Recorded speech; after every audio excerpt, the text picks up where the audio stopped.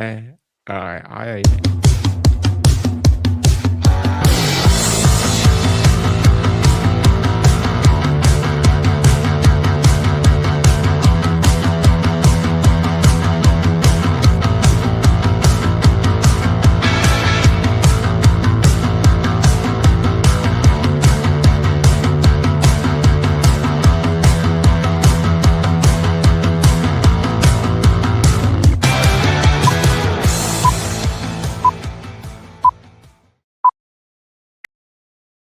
Hello and welcome to Ask the Accountant, part of the Ask the Accountant Network, a podcast network for accountants, bookkeepers, supported by our amazing Patreon community.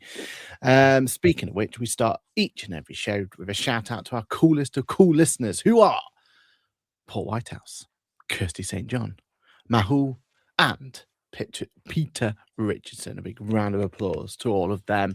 To show your support for our channel and content, while also getting some bonus content and an opportunity to be part of this coveted list, join our Patreon page via the links below. This is episode number 178. The date is the 30th of March 2026, and it's a very warm welcome to Ask the Accountant.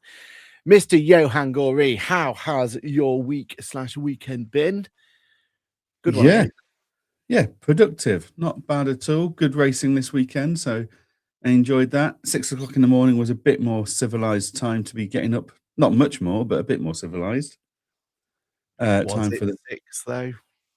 Well, no, but yeah, I did wake up yesterday feeling that I'd been robbed of an hour of my life. To which my wife pointed out, yes, but you'll get it back in autumn. It's like, yeah, but I don't get interest on that. If anything, it depreciates by that point.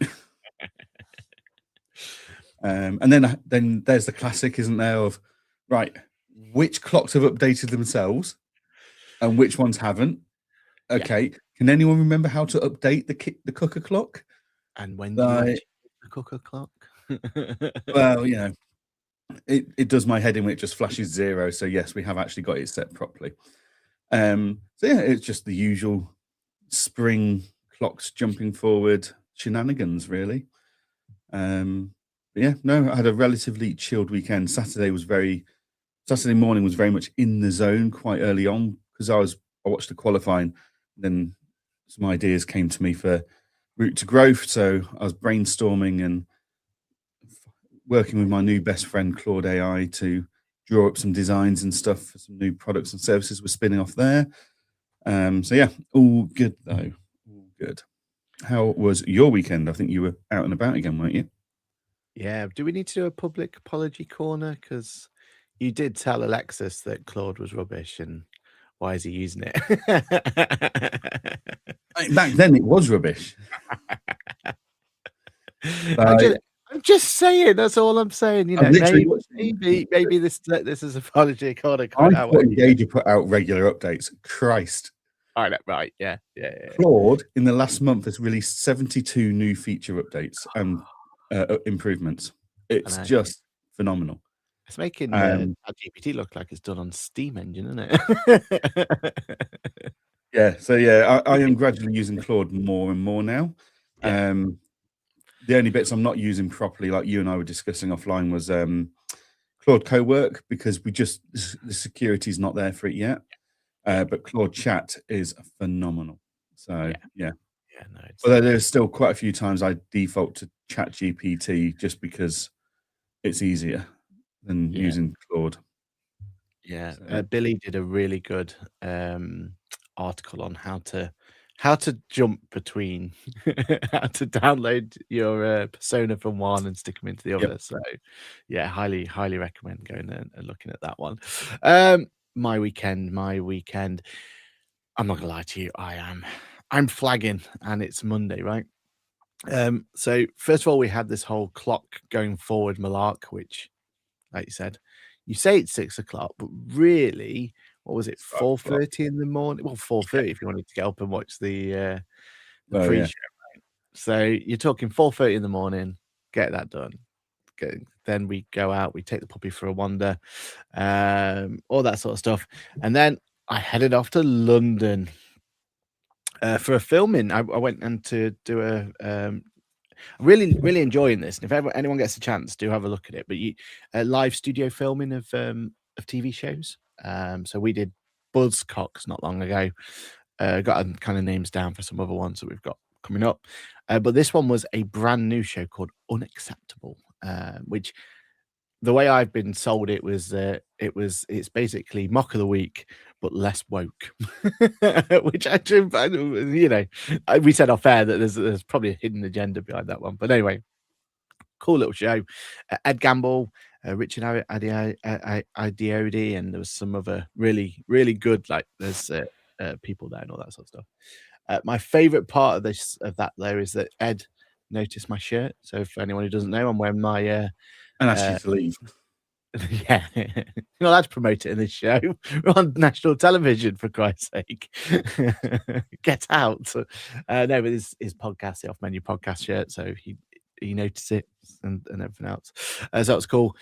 The only problem was, by the time we got home, it was like 1:30, 1:45 in the morning, and up again at the crack of dawn for work, all that sort of stuff. And I've got a really busy week this week. We're off to London tomorrow, do some filming, and then there's also an opportunity to go. Well, we're going to the Sage HQ to do some podcast of Sage Savvy there, so that'll be good fun. And then I'm doing some old school traditional networking on Thursday. The problem with that networking is I'm in London on the Wednesday. The networking is in Leeds. All right, direct train. You'll be fine.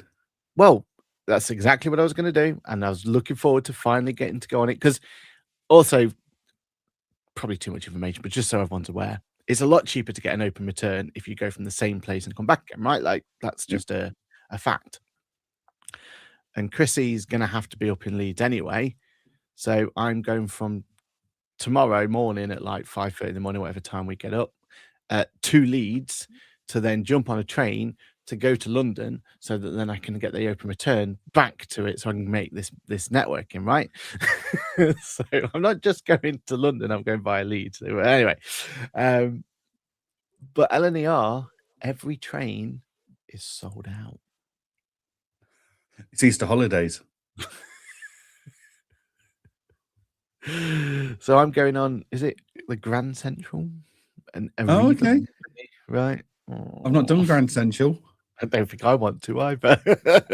Maybe we should do on the bonus show, we should rank the trains, which ones we like and which ones we don't, purely from a work and productivity point of view, and the quality of their breakfast.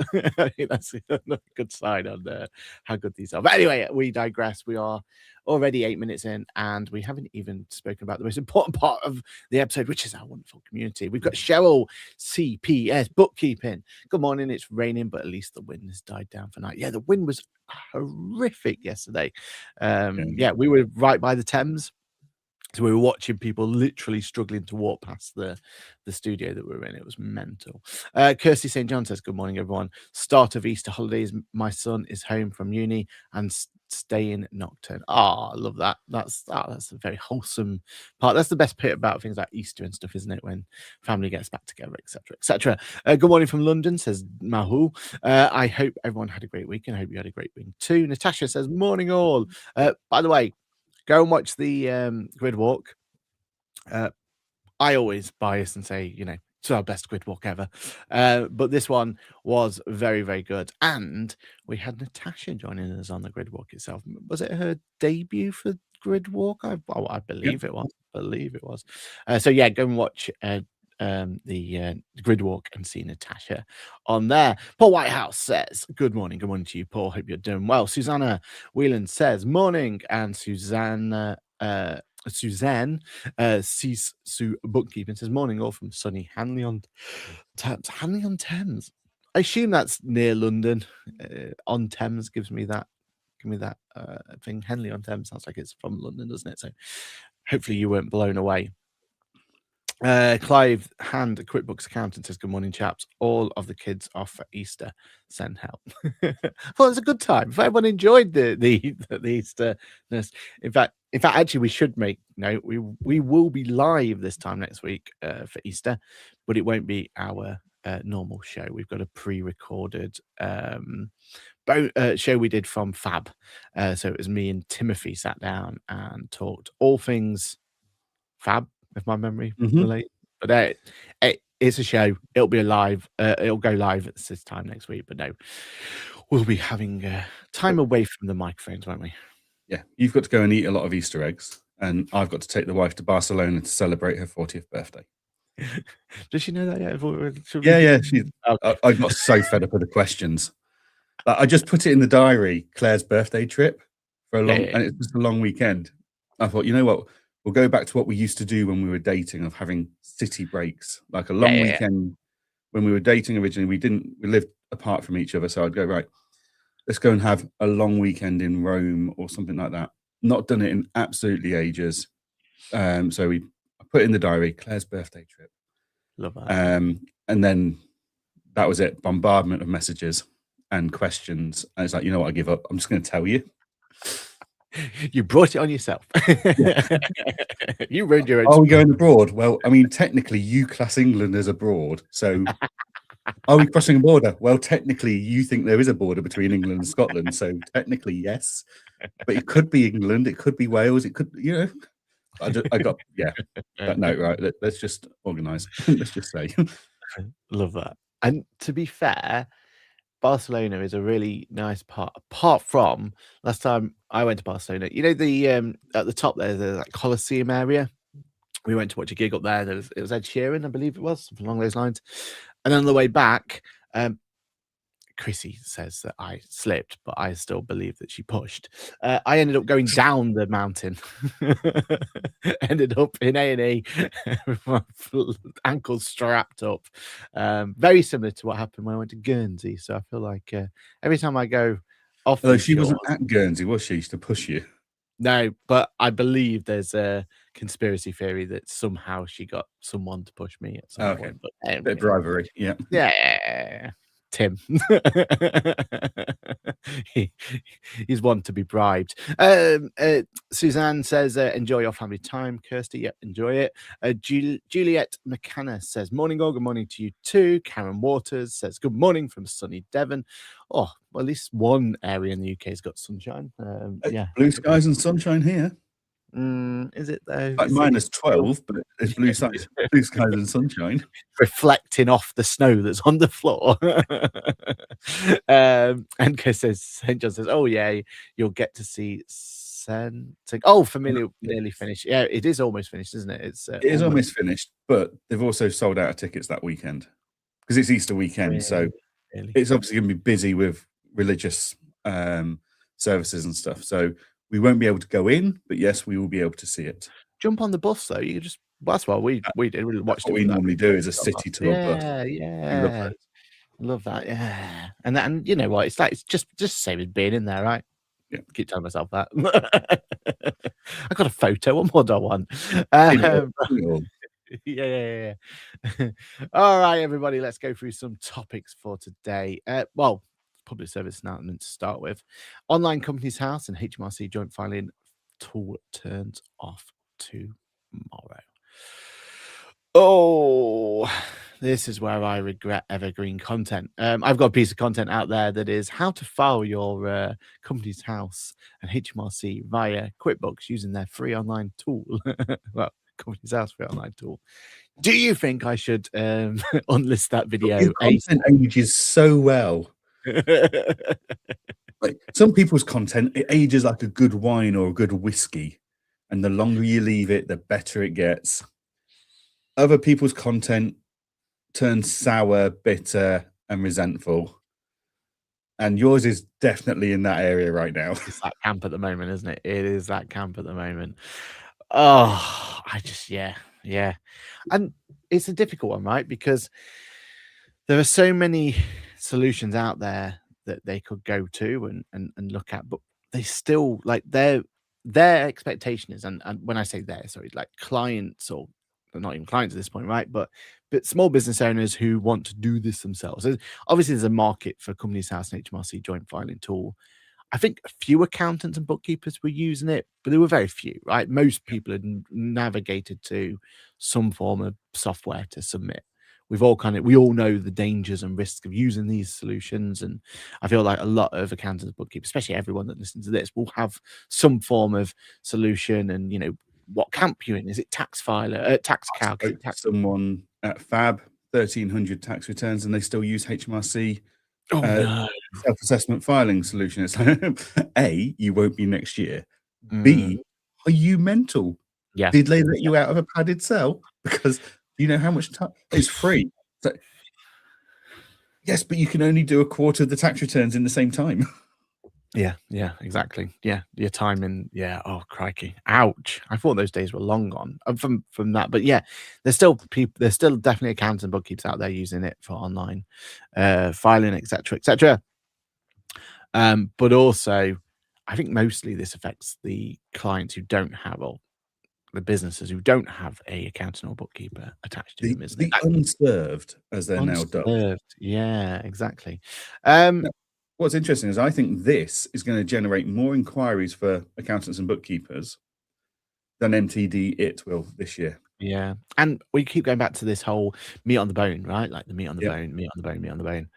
You've got more meat on the There's bone meat on on one the of bone on these. this. Yeah, 100%, right? Like, yeah, and I just don't know what the best solution to tell people would be. I know it shouldn't be our job, right? Like, but we should also have a way of telling people what to use if we're not going to, right? Like that content I did really, really well. It's one of my best performing videos, still is, and it's a great lead generation, right? Well, even But I compared feel to the video of turning QuickBooks turns off sole trader. yeah, Because that yeah, overall, it's definitely a stronger video. But yeah, I mean that could catch up one day. Hopefully not. Hopefully it's a very flash in the pan situation, but we'll see. But this one should be evergreen. Should have kind of had a long tail to it. All that sort of good stuff. It's like that perfect video that you want to get out there, and Yep. it's ironic really because it's like the worst thumbnail I've ever done, probably. I think I did it in PowerPoint or something daft. Not a great catchy title either, but did enough to hit those algorithms. I Yeah. think you had a similar one, didn't you, with a national insurance Yeah. update back in the day? You know what I mean? Like it's Yeah. that sort of video where, yeah, you don't expect it to bang, but it does bang, right? Yeah. And I've been kind of thinking about, well, what's my follow up to this? How do I solve this? And what should I be doing to do? I generally don't know the answer. Free agent's a great shout, but there's kind of I'm still a little bit confused about, does the client get access if we're not accountants, or do they not, and all that sort of stuff. Like there's always that kind of haziness, isn't it? QuickBooks, for example, there is no option for the client to do it themselves, right? Like that's not an option. Zero is the same, right? Zero is not an option for the Yeah. client to do it themselves. And there's just this what you and TaxCalc has a direct to consumer model, don't they? It's Yep. not talked about very often, but there is an option there that they could kind of Yep. download, go through that and everything else. There's options out there, but I feel like it's different. And I'm surprised that your NOMIs and your KPMs and those ones haven't kind of jumped on this. To me, like they've got their pie and they're doing okay, and hopefully they're doing enough to be sustainable. That's what we hope for them, right? But MTD was a big opportunity. Like you said, this should have been even bigger opportunity for them, right? Yeah. Having that solution out there to go to direct to consumer and stuff like that. I know accountants and bookkeepers will be up in arms and they'll be like this picket fence and all this and that, but I think we've got to stop. Like we've got to stop trying to You've got to like accept the gatekeep. unserved don't want to be served. Exactly right. Exactly right. And that what the opportunity can be for us is we can be connected in some light touch way, right? Maybe we resell the software to them, like something as simple as that, to be that little bit of breadcrumb that if they do need a hand, if they do need a help, if it all becomes too complicated for them, you want to be the one that they turn to, right? Then you start like helping them, and then you start going through from there. Yeah, it's just interesting, isn't it, that it doesn't seem to be a solution out there that really we can easily recommend and easily simplify, apart from maybe free agent. But I'm a little confused, unless you know the answers. I'm a little bit like, well, from a direct consumer point of view, what do they have access to, what they don't? I know free agent were very kind of, they wanted to be protective, right? So it was very much they wanted to give options, like you can turn features on, turn features off. I know that's part and parcel of their whole package, isn't it? But I don't know to know. the extent. Yeah. Yeah, no, as I say, I think this is the opportunity for us to get a bigger chunk of the unserved.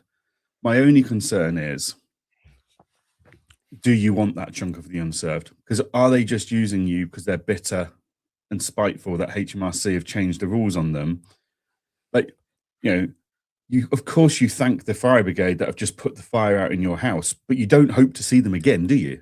Like, you know, you thank your dentist, but you don't look forward to the appointment in a year's time. You ideally hope you don't need to go and see them again for a while. Yeah. And I feel by HMRC turning off features like filing corporation tax returns via their website service, we're just going to have an influx of ungrateful new clients who Like you said, resent using us, resent paying us, and are doing it purely because it's a means to an end and they've been forced to do it. So is that the kind of client base you want? I don't know. Yeah, absolutely. I mean, it feels like the red light coming up here. It feels like I'm on a Starship Enterprise, and we're on red alert at this point, and it feels that way, doesn't it? Right? Like we all going to get people asking the questions, and I think our spider senses are well, at least I hope so from the community that we can kind of see those red flags before they become a problem, because I feel like that's exactly what this is going to be, isn't it? Yeah. They're going to be red flags there, and we've just got to find ways to deal with those red flags, or say no, sorry, like that.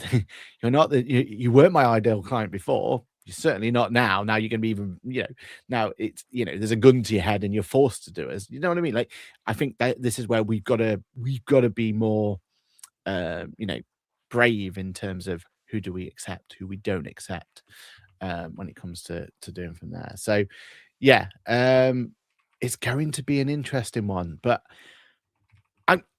kudos to the FMS solutions though, right? They saw MTD as this big push, as we were talking about last week, right? And the big opportunity, and there was, various levels of who really went for it and who didn't, right? Like we've seen that, and that's HMRC burning them most of the time, right? And we've seen kind of their approach to filing in product, all that sort of stuff and everything else. It's interesting none of them saw this as a big opportunity to like grab a load more clients and load more, because this could easily have been a really like easy win. They just, whatever solution they have for their accountants, they just turn on for the end user. They could have easily have like been the choice for these sort of things, right? Kudos for them for not going down that route. Yeah. Thanks for the enthusiasm. Kudos for them not going down that route, but for the unserved, they're going to be very let down by that. So they are, but yeah. And but I think it's about HMRC was probably banking on them to go down that route so that they could have multiple options of filing, etc. But isn't this that whole, we're a partner, not a partner? Yeah. Accountants, bookkeepers, they could have easily have caved, because this could be a nice, easy way to increase subscriptions, right? Short term, obviously, and they would have sullied the relationship with the accountants and bookkeeper community. Yeah, but there was an opportunity for them, and it seems like they've chosen not to, which, fair play. Yeah, that makes sense. Yeah, sad times going. You wrote late payment rules are changing as well. What we talking about? Yeah, so the government have actually done something in small businesses' interest. Oh yes. So last week, the government announced a load of new rules that they're in consultation about, where they're making late payments, and basically they've set out the percentage. It's 8% plus on top of inflation, and they've said you can charge it from day one and stuff like that, which is quite, if it pushes us to all be better payers, then that's a good thing, especially the big boys that are paying and using smaller businesses. And there's loads of stats and figures out there of how many businesses fail every year due to cash flow and how many jobs would have been protected if payments were made on time and stuff like that, which was all interesting reading. But yeah, it's just something to be aware of as an industry. This is going to be a hot topic. Advin have already announced and are launching this week into next various new features for testing for late payments, which will basically, the moment your invoice is overdue, it can auto calculate interest on a daily basis and post that back to QuickBooks or Xero once the payment's been made. So that's going to be phenomenal. I mean, every accountant and bookkeeper should have a late payments clause in their terms and conditions. Engage has been putting it in there for them for years. Since day one, we've always given you the option to select your percentage, and the wording has always been it's this percentage on top of the inflation rate or the bank rate or whatever it is. So yeah, very, very interesting to see the government is picking this up and making it a lot more official, basically, because it's always been a bit slapdash, a bit, yeah, you can do it if you want to, and people have questioned it. And whereas when you've got some official backing, you kind of get on with it. So yeah, no, I'm very pleased with that update, and great to see Adfin jumping on this straight away and releasing features within a matter of days and weeks to support that. Definitely, 100%. This was always one where I went to. It must have been last year now. I went to Parliament, and it was one of those, events inside Parliament, and it was all about late payments, and it's all about like supporting everything else. And it was one of those where you kind of feel like there's a lot of chatter about it, and there was a lot of like conversations around it, but it was like, well, what actually are they going to do about this? You know what I mean? Like, you're always that skeptical, aren't you, at these sort of events that, oh yeah, it's great that you're trying to raise awareness, but is that all you're doing? Is it just awareness that we're raising here? We're just talking about this, or we're actually going to take some action. Exactly right. Yeah. So absolute kudos that there is now actually officially that there. And it's a service offering that, as accountants and bookkeepers, we can help our clients. Like, this is a business advisory element to it, right? There is opportunity for us to not only, again, like you said, like make sure our engaged, but lead by example, right? And I've had that conversation with clients before where they've got late payments and everything else, and I've been like, well, you've read our T's and C's, right? You've read our engagement letter, right? And most of the time, sometimes it's like, no, but and I'm like, well, you should do, because there is this whole element here of if we lead by example and showcase that we're using the tools of the trade like Engager and whatever solution you use and Collect, it goes from here. It elevates, and it gives you that platform to talk to the clients and go, right, well, we're doing it to you, so you should be doing it to your customers and everything else. And I think that's like a real, we've got this, there's a fear factor, isn't there? What is business advisory and how do we deliver it and all this and the other, when really the best thing we should ever do is just talk about the same business problems and issues that we're having to face, right? And if we can then advise our clients on the same problems, same issues, and give them advice, it gives us a platform to talk about it with authority, because we're there, we're living it, we're breathing it. Do you know what I mean? And go from there. And I also feel like this is one of the benefits of MTD going forward, right? If we're going to get more of our clients onto more digital platforms, then late payments and all this, the other becomes so much easier to do. I'm not 100% sure how legally binding what's it called? A duplicate book. If someone's late to pay me a duplicate book, like how's that gonna be done? What do I do? Send another duplicate book now with the interest on it and send it each month going forward to until we finally get paid?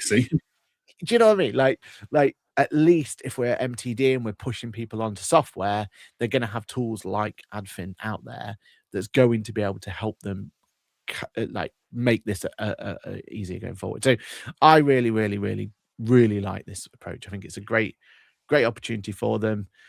People like Adfin jumping on it is what we love to see. Like, let's see them like innovate, like help, because then it makes it easier for us to tell clients, have you considered using this piece of software? Look how cool it is. It's like helping you, you know, helping you get late payments and putting that interest on is a great, you know, um, a feature to help people move over to platforms, stuff like that.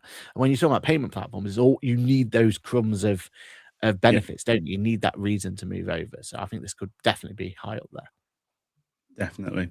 Yeah, no, I think it's a really positive move in the right direction. So, 100%. yeah, happy about that.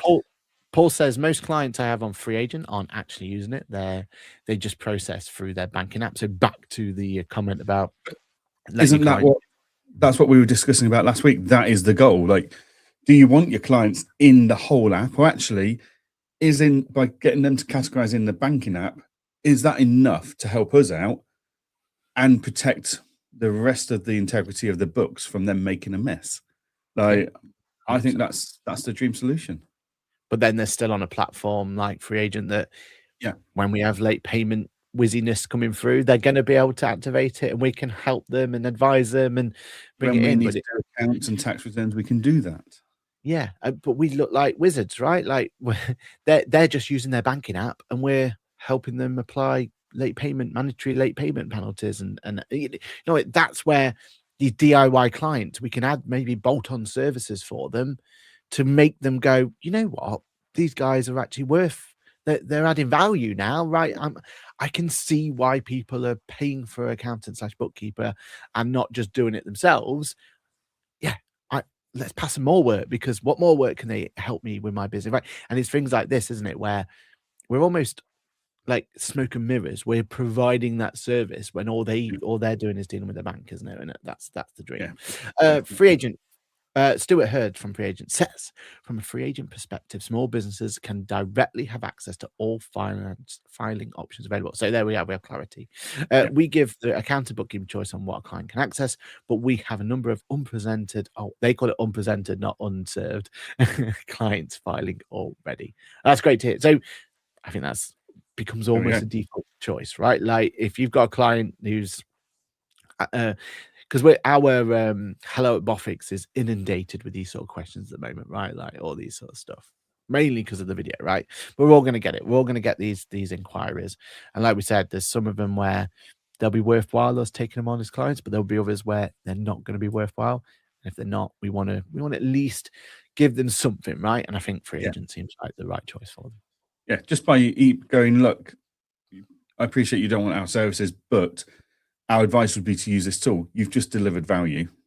Yeah. Right. And hopefully, like we said, when they, if and when, or, if they ever need some sort of advice or anything, they there's an opportunity there for them to repay that advice back to you by coming back to you, right? Literally, someone contacted me last weekend out of the blue. Last time I spoke to that person was at a networking event pre-COVID. It'd been 6 years. And he contacted me saying, Johann, you gave me some advice years ago. I've now set up a business and stuff. Can I have a quote for your services? Yeah. Like in 6 years, he finally come back to me because he didn't do anything for 6 years. And it's like, yes. Like, exactly. Yeah. Like you just don't know when people are going to come back round. So yeah. And a bit of kindness, a bit of help, a bit of pushing them in the right direction goes a long way, right? And if they're already on a product like Free Agent, they're a nice, easy client to take over, right? Like that's exactly. If they came back with just 2 boxes of information and we're then having to clean all that up, then it becomes a different conversation, different everything else, right? So yeah, it feels like this is making tax digital for the unserved limited companies as well, isn't it? Alrighty then. Next topic of conversation. We are going to talk. In fact, let's talk about this one first. Xero announces a partnership with Claude AI, and typical accountants and bookkeepers approach to this, or say typical, like not our community, because our community, I know, see things in a better light, but you're kind of your mainstream accountant and bookkeeping community, especially the ones on LinkedIn, saw this as a very negative approach of how this is the end of the world and we're all going to, end, we're never going to have a client again because of this relationship. Yeah. Clearly, Even that's some of completely. the big important people at some of the reporting tools and stuff were out there saying this is the end of the world for accountants and bookkeepers.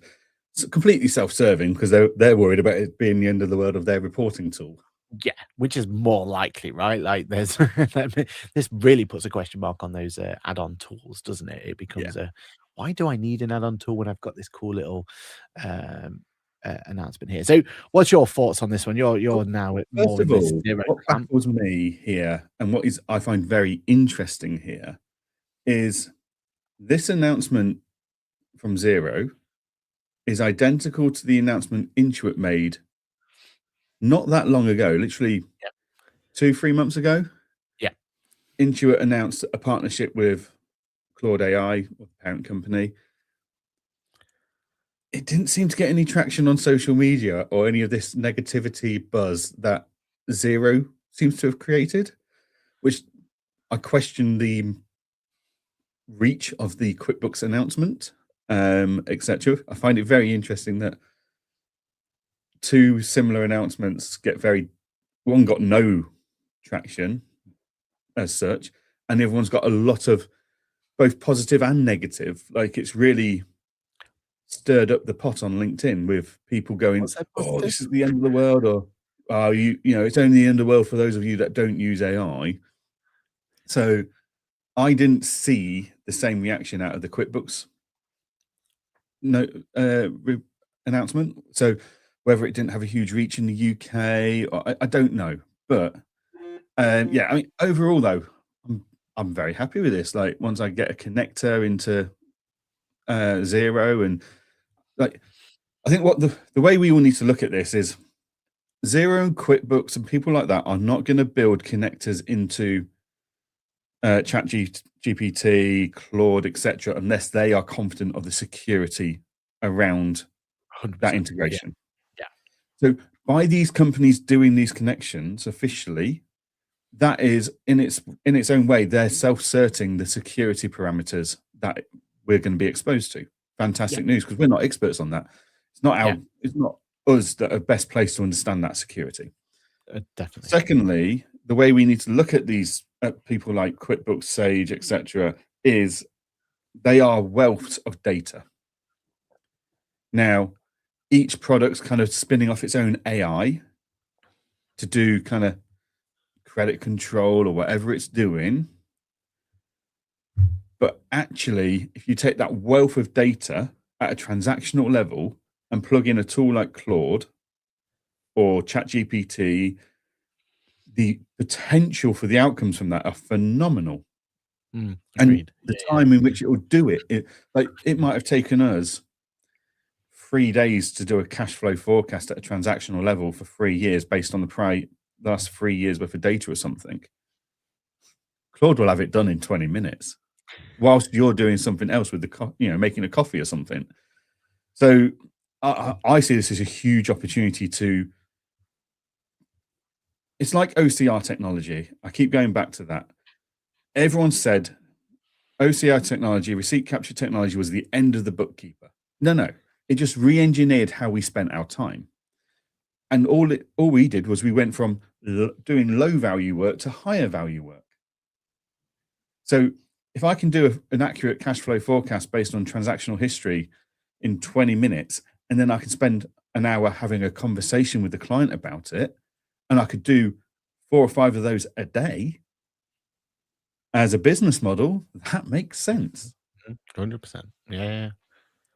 So yeah, no, I'm excited by this announcement. I just want them to get on with it. Like, Intuit made their announcement. There's no connector yet. I mean, I'd like to hope that we're going to start seeing these connectors actually appear instead of promoting we've got a partnership and then having to wait weeks, months for any kind of release, basically.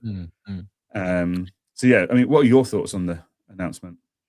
I feel like I think I know why there was less chatter around the Intuit one versus the Xero announcement, and that's because no. The reason is because from an Intuit point of view, this is just a choice, right? Like we've got the Chat GPT connector. This was a Claude connector, and then there's the but QuickBooks have already got Intuit Assist, right? So they've already got their own internal version that is already doing so much more than what the competitors are doing. This is just giving choice to the end user. And that's why there was less chatter, because you choose to use it or you don't choose to use it, right? It's simple as that. What I think is significant about the Zero one is this is an elevation of what they've currently got. This is adding functionality and solutions and technology that Zero currently can't do.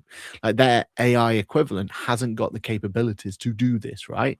Without having to offload it. And I think that's, to me, that's like the interesting element here. And this is why, from a Zero point of view, suddenly there's conversations and everything else, because they've never had this before. This is a whole new world to them. Where in the Intuit world, if you don't choose to turn this on, then you can just use Intuit Assist, right? You've already got that functionality. So I feel like that, Are you to trying me, to tell me that Claude AI and Intuit Assist have got feature parity? pretty in terms of what the relationship and what functionality that the announcement and everything to do. Yeah, what Claude AI said that they can do with it with the product announcement. So same with the Chat GPT one, right? What the press release and what the functionality of that connection is exactly what Intuit AI can already do, and I've got proof of it, right? And I'll do videos on, well, if I asked it to do here and do here and do here, I've already done a video where I said, oh, blah blah blah, can we do this? And I won't ruin the video, but blah blah blah, can I do this? And I did it in Intuit Assist and Jack's Chat GPT, and and I think that's all I used, in fairness.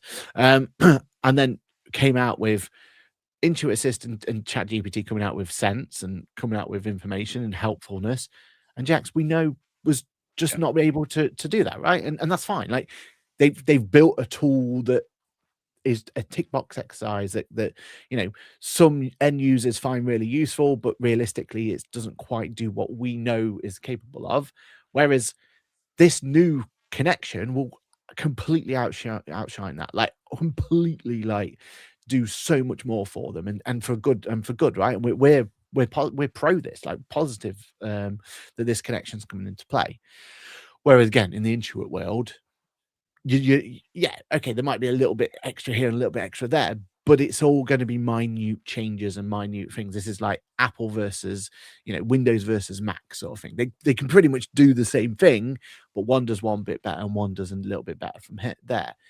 Feature parity to a point, whereas the Zero thing, there's no gulf of it, right? And I think that's where the conversations are coming from, because that's where the scariness comes from, isn't it? It's suddenly Zero's doing way more than it could ever do. Suddenly Zero's been able to I do all suppose there's also an angle here of it's only Claude and ChatGPT can only do what they can do if the APIs allow access and allow the data that we need to see.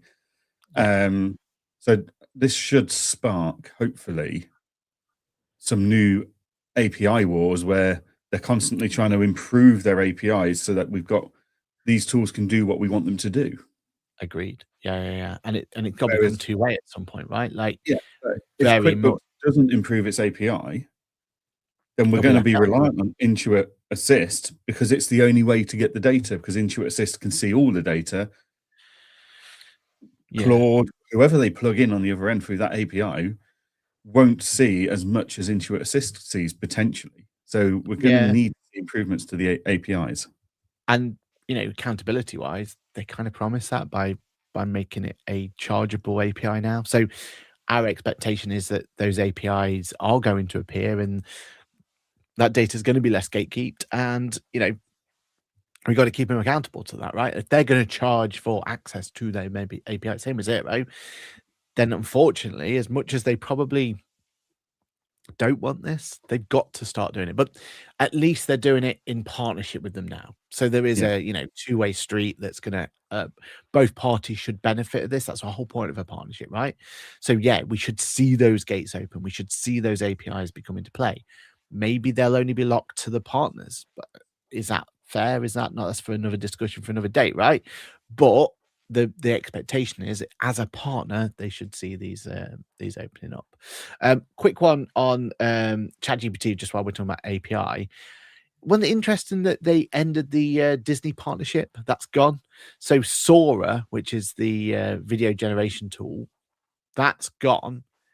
Isn't this a bit of a worry where we've got we always talk about our Zero and our QuickBooks and having that fight, right? And you've just mentioned there this API war and everything else like that, right? Am I starting to see that OpenAI versus the Claude one is getting worrying that some features are just completely being turned off? And what worries me about that particular conversation is that was a partnership, so that's the same as the Intuit and Zero partnership, right? If these partnerships fail, doesn't that ultimately mean that we've got to start paying more for those services? Because they've got to make the bottom line work somehow, right? And if they've just had this big chunk of money being taken away from them because of a failed partnership, isn't this kind of going, we're going to see a very different approach to monetization because these because I say little, because these major partnerships have started to break down? That's my concern, and that's why I think in the future of all this looks rosy. But if they don't make these partnerships work, we're the ones who are going to foot the bill for it. And I think that's when it's going to become very, very difficult for us to kind of justify it sometimes going forward. Yeah. What do you think? I think so. In this case, Sora's been turned off. Yes. Can you do a lot of what you can in just ChatGPT normal conversations now that you used to be able to do in Sora? Is it more of a migrate? It's all in one HUD now potentially. I know the reason Disney is kind of wanted to pull out of this is because it's causing them headaches. So, like if you look at Star Wars, for example, YouTube is flooded with 15, 20-minute, up to 2-3 hour long Star Wars fan videos and films. And they've used apps like Sora to develop these videos. Yeah. And the overall reaction from the public is, if Joe Bloggs can do this in his room, how are Disney making such a rubbish job and taking so long to do everything in their studios? So like, I think, Disney's probably found, they thought they had a good way in here, and they've realized that actually it's causing them more headache than it's worth. The partnership. But as I say, I think, because can you remember generating an image originally? That was a separate like app in ChatGPT that you had to go in, whereas now you just tell it in a conversation, a normal chat window, create this image, and it does it, and it probably does it better than the standard. So I don't think we're going to see a loss of functionality here. I think it's just been absorbed into the general chat option. Yeah, like Claude of chat and co-work and code. I wouldn't be surprised if they all amalgamate over the next year or two into just one platform. It makes sense, where right? It will choose which algorithm and which code base and stuff to use based on your request. Yeah, and there was news, wasn't there? OpenAI have said that they're going to have the similar. They're having a super app being built for the Mac, haven't they? It's the Atlas and ChatGPT and another functionality, the code functionality, all in one app. So that, like you said, so we're in one ecosystem, don't have to jump around. I get that. I love that approach.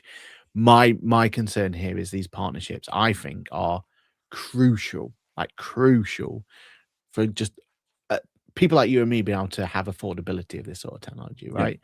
Like they need to make these partnerships work. Okay, this was one. They'll learn from it. They'll move on. They'll find another one. The Intuit one and all those sort of ones. Hopefully, is where they're going to put their resources into going forward.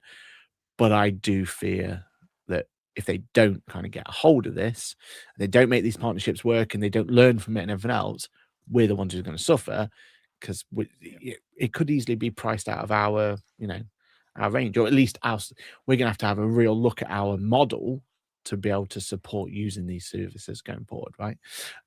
Which I don't think is in anyone's best interest. All right, last topic of the day: TaskCalc announced integration to Workiro. It's, well, I was right first time, right? Yeah. And Save File and Engager goes live this week. So cool little integration, this one. Functionality that I wasn't shouting for, but now I've seen kind of the functionality and everything else. I'm kind of a little bit interested in what this functionality can do for us. But talk us through it. Like, where do you see this playing in the whole kind of scope for it?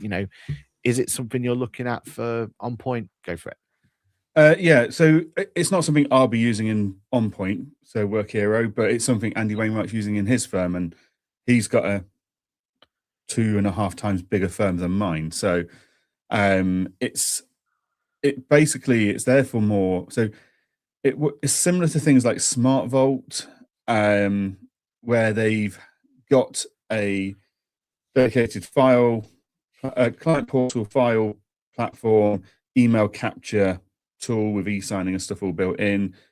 It's more advanced. It's normally around £35 per user per month. Does a small firm need it? No. Yep. But the larger firms with multiple offices and like bigger and bigger staff teams, it's that where Engager does a lot of what they're looking for, but they need a little bit more. Or TaxCalc does a lot of what TaxCalc, like Communication Center and stuff, does a lot of what they look for, but they're looking for a bit more central place. Work Hero, Smart Vault, stuff like that is a really good solution for these larger firms. Nice. So this has been in the works for a few months now, the integration with them.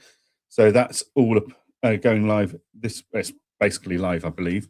By the end of this week, everyone will have access to that if they're using Work Hero. And yeah, the ability to save documents from TaxCalc into Engager, it's being started rolling out Friday with the TaxCalc updates. So this will be finished by, probably the end of tomorrow. Everyone will have access to it. And that's the ability to go into TaxCalc, see a set of accounts and go save to Engager. And then that appears in your client's folders, ready for you to notify the client and send an e-signing request and stuff if you want. So yeah, just more the save to Engager bit. That's a bit that we promised would come out with our integration. So the fact we've done that in the first year of the partnership is fantastic. Nice. And the integration with Work Hero is something larger firms have been asking for a while. So we're pleased to get that out. The guys at TaxCalc have done a phenomenal job with that, and the functionality is very similar to what's been there for Smart Vault and other solutions for a while now. So it's just another platform that larger firms are using that we now support. Interesting. They did reach out, full disclosure, on the Ask Accountant Network, and we will be looking at speaking to them at one of the upcoming grid walks. So keep an eye out for that one. See what they are. I mean, do we know if they've got any cool merch or anything we should be looking Work Hero. For? I haven't seen their merch, so. Is it is it as good as the Vinnies? You know what I mean? Like that, to me, that is the number one merch. That's your favorite bit of merch at the moment, isn't it? Free agent. It is. And I was gutted because I couldn't make it to the York. I think it was York roadshow last week. I was in the area as well. That night I went to York to go watch a comedian called Mike Wozniak. So I was literally going to York that day, but couldn't make it in time for the actual roadshow, which was a shame. But no, this sounds like, yeah, look, it's one of those pain points, isn't it, that we're always trying to find solutions for. We're always wanting to find ways to make things easier.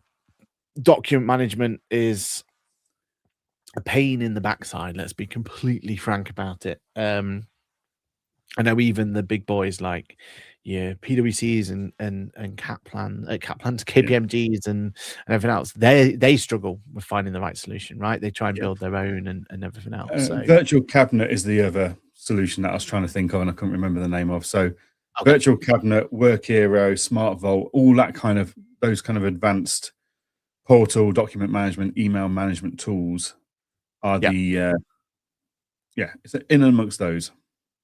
Because isn't it isn't that just a rebrand? Isn't that Virtual Cabinet anyway? Yeah. It's a set. There's two versions of their product. There's a Virtual Cabinet, and then there's the new Work Hero version.